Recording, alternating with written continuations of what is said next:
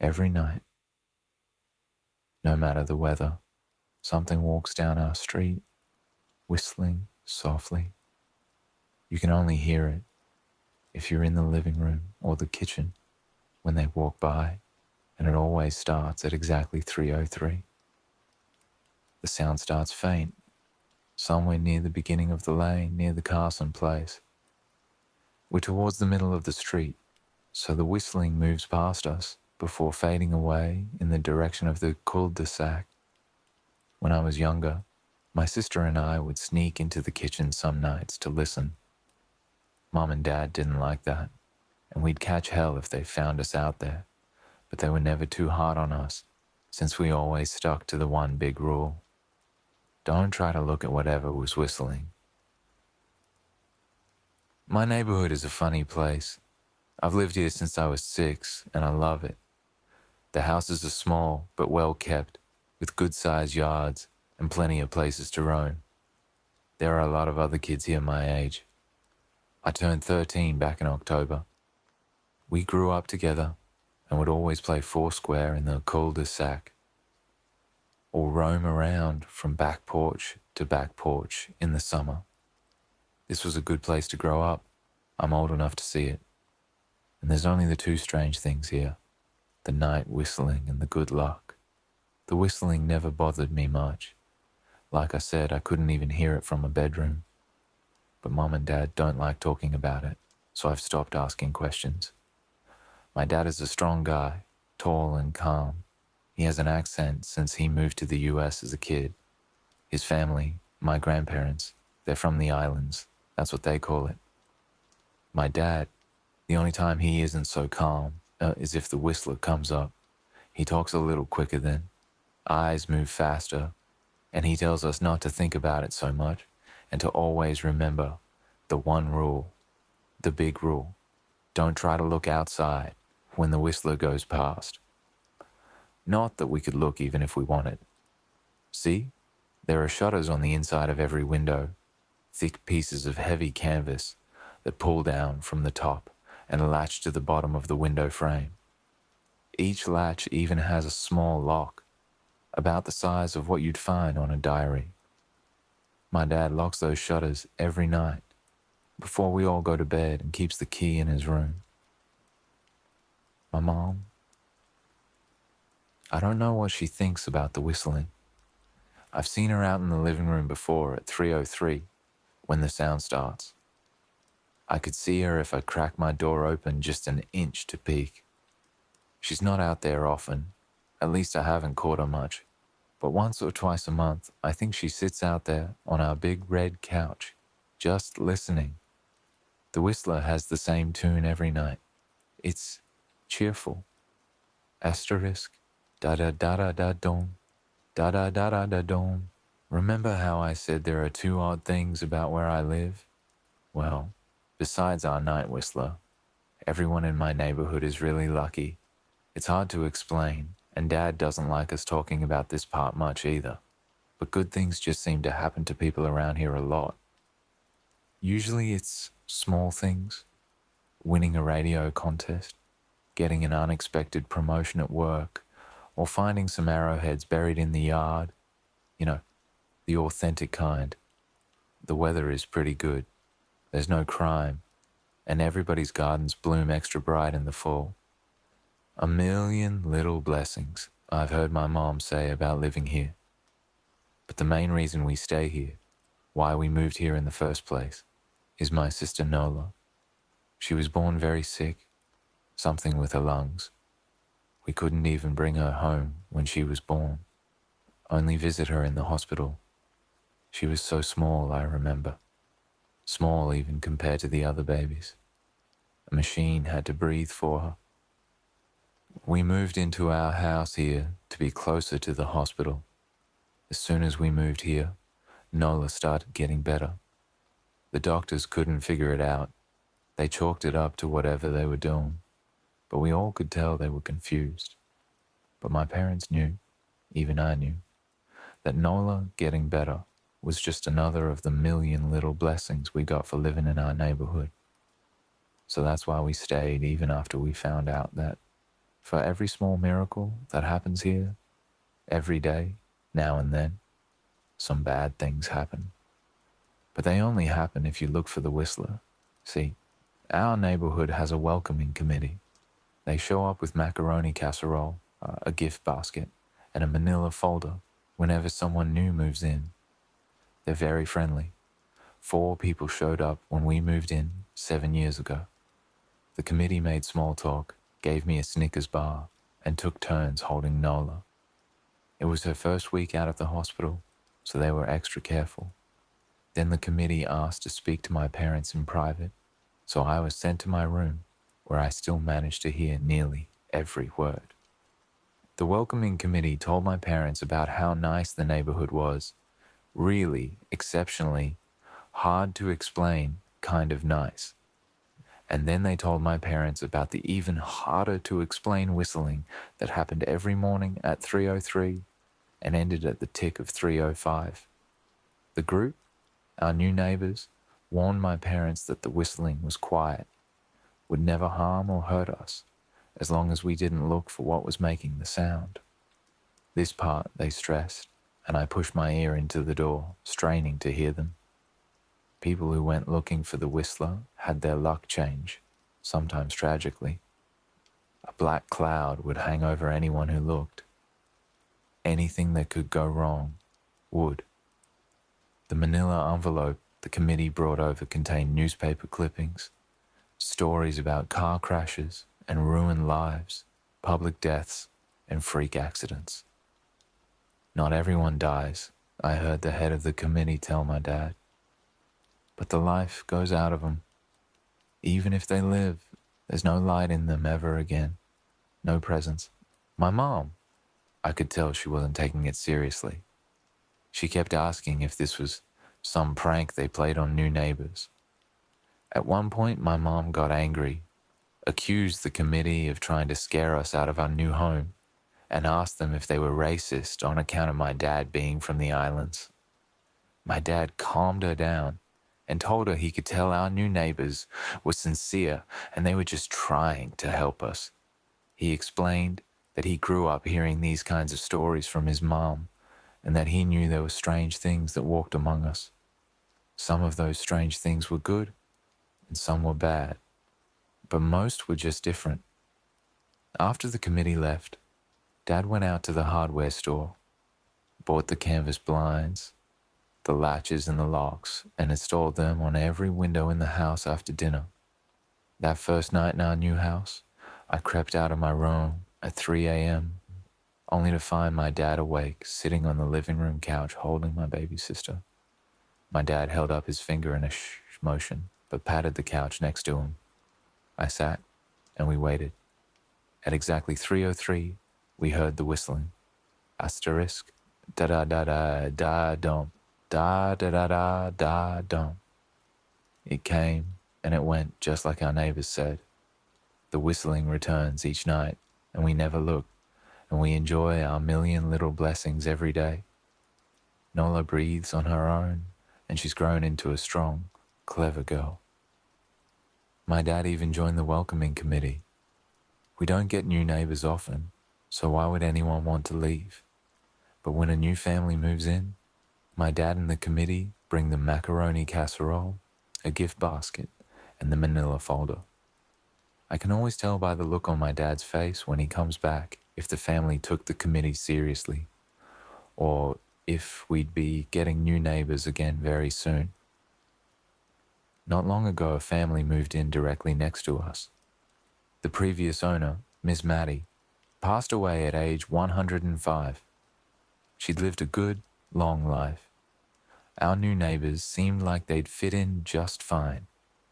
They believed the welcoming committee, took my dad's advice about the locking shutters since they had a young child of their own. Whatever newspaper clippings were in that manila envelope, whatever evidence, my dad never let us see. But I imagine it must have been awfully convincing, since our neighbors got along with no issues for the first month.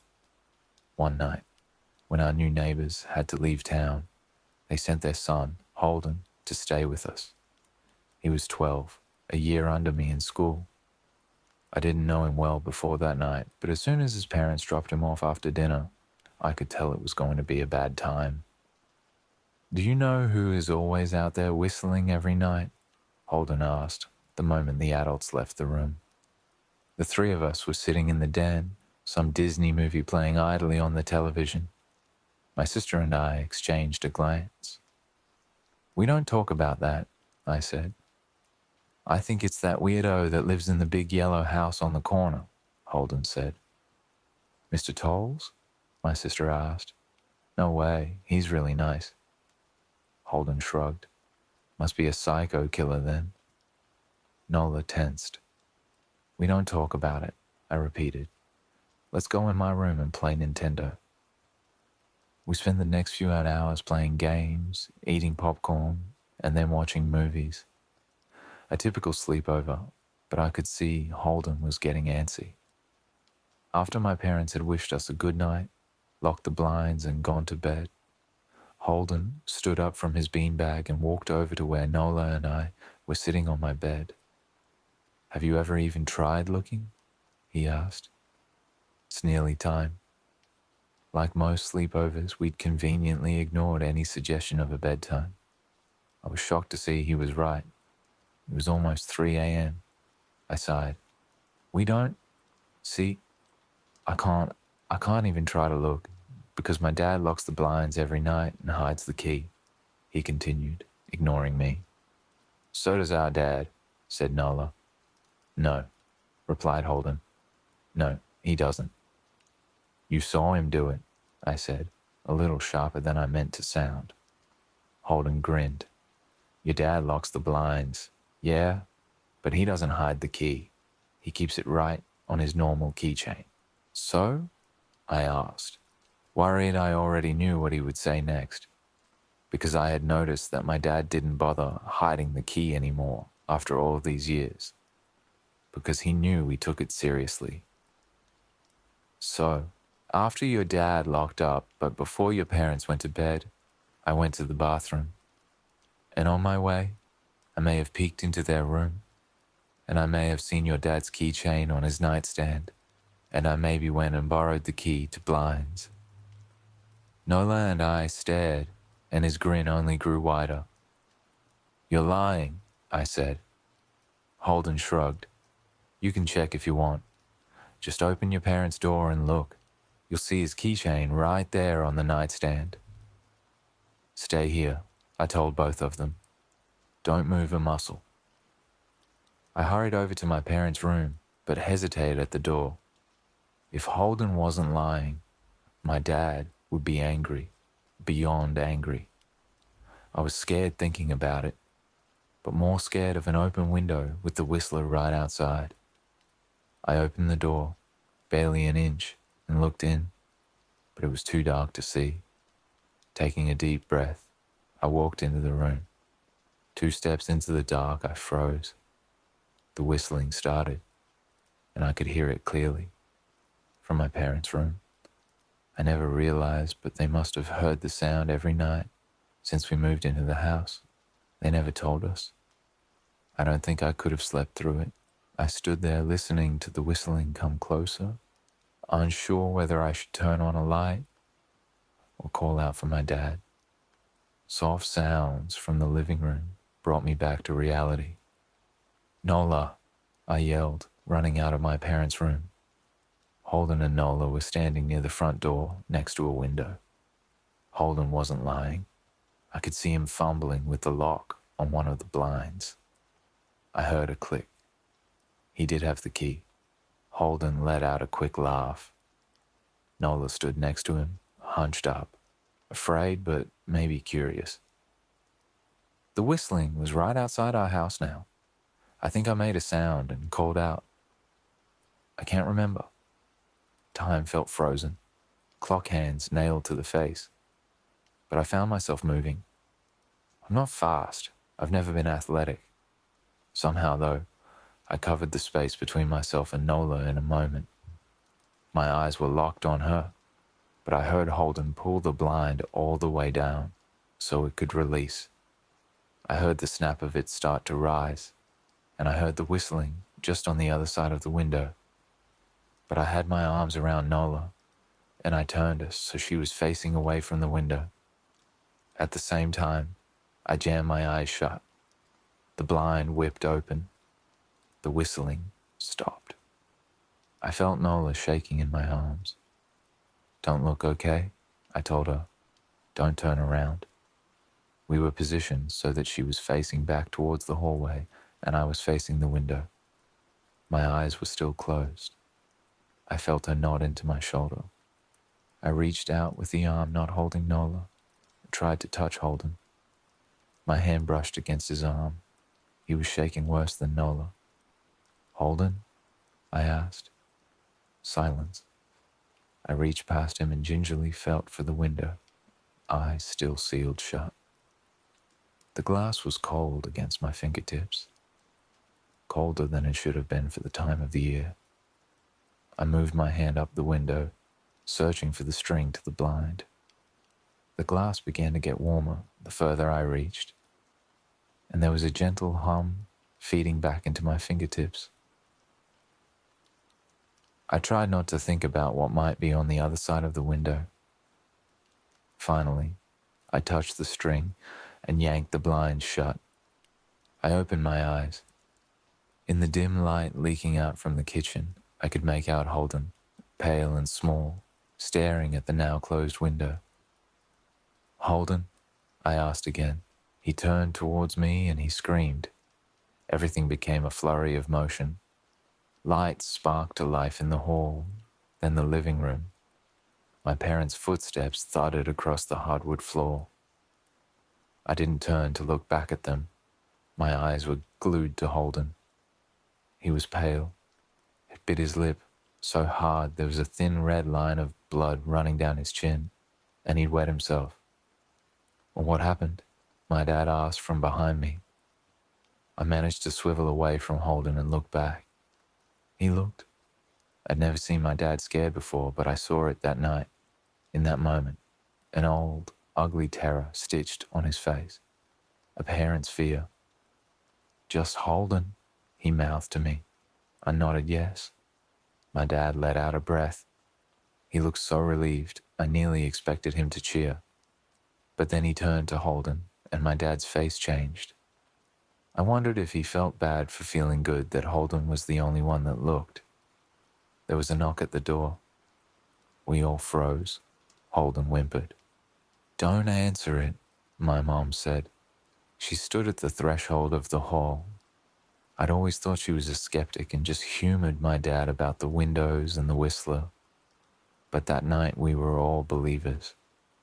I noticed that both of my parents held baseball bats they must have taken from their bedroom. The knock came again, a little louder this time.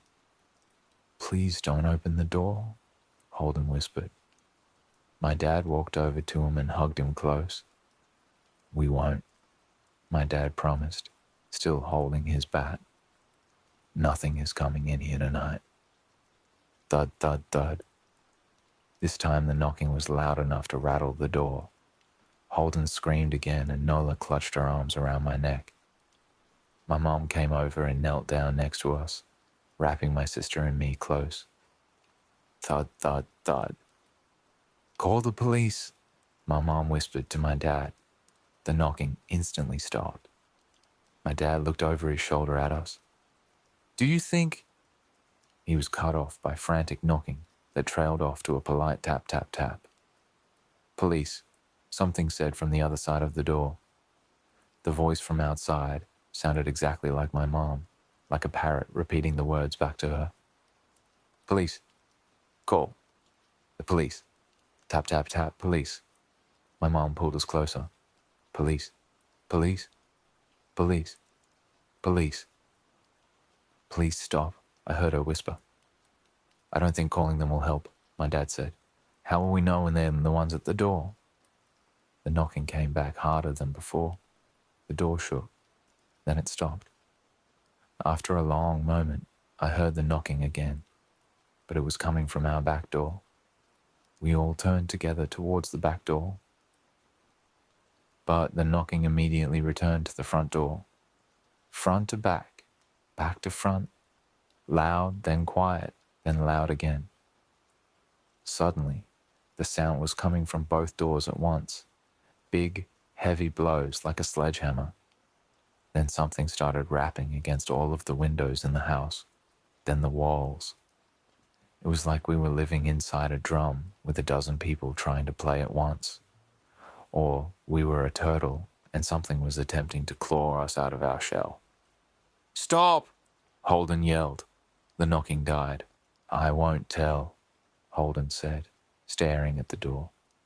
"I promise I won't tell anyone what I saw. Just please go away." We waited for nearly a minute. Then we heard it, a soft tap, tap, tap, coming from the window Holden had looked through earlier. Holden started to cry, sobbing like a prisoner, watching gallows being built outside their cell. My dad held him and brushed his hair, but never lied to him, never told him things would be okay. The tapping at the window went on for the rest of the night. We huddled together in the living room for I don't know how long. Eventually my mom tried to take us kids into my room while my dad stayed to watch the door. But the second we moved into my bedroom, the knocking came back, so loud it was possible to ignore. I was afraid the door couldn't take it. We went back to the living room and the knocking stopped. Only the tap, tap, tap on the window remained. None of us slept that night. The tapping stopped around 7 a.m. That's about the time the sun comes up here. We waited another 2 hours before my dad opened the blinds from one window.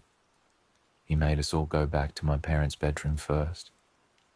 I heard him open the door and then come back in. "Okay," he told us. "It's done." Holden's parents came back around lunchtime. My mom and dad walked Holden over to his house and they all went inside for quite a while. Nola and I watched from the window. She stuck to me the whole day, right at my side, sometimes holding my hand. When my parents came back, they looked grim, but wouldn't tell us what they said to Holden's family. It was a Sunday, so we all spent the day together, ordered pizza, and watched movies. That night, everyone slept in my room, Nola and my mom in the bed with me, my dad in a chair he'd pulled over. There was no knocking that night, or any night since. We didn't see much of Holden or his parents for the rest of that week, but by Thursday, there was a moving truck in their driveway. Nola and I watched them packing up the whole afternoon after school. What sticks with me most is how tired Holden and his parents looked. All three had the same pallor, grim mouths, and lightless eyes. Even from across the street, I could tell something was very wrong. Holden and his family were gone before sunset. I remember what the original welcoming committee said to my parents when we moved in. Not everyone who looks at the Whistler dies, but even those that live have the light go out of them, and the rest of their lives are full of misfortune, a million little tragedies. I think Holden's parents must have looked either to comfort him if they didn't believe or share the burden if they did. I watch Nola some days, happy and young and alive, and I wonder if I'd been slower, if she'd looked out the window that night. Would I have looked too, to comfort her, to share that burden? I'm glad I don't have to find out. We still live in that house, in that neighborhood. We still hear our Whistler walking past every night. The blessings, the luck, the good things here are too good to leave, but we're careful. We don't have friends over to spend the night anymore. And my dad hides the key to the blinds very, very well. Not that I've gone looking. Some things you just don't need to look for.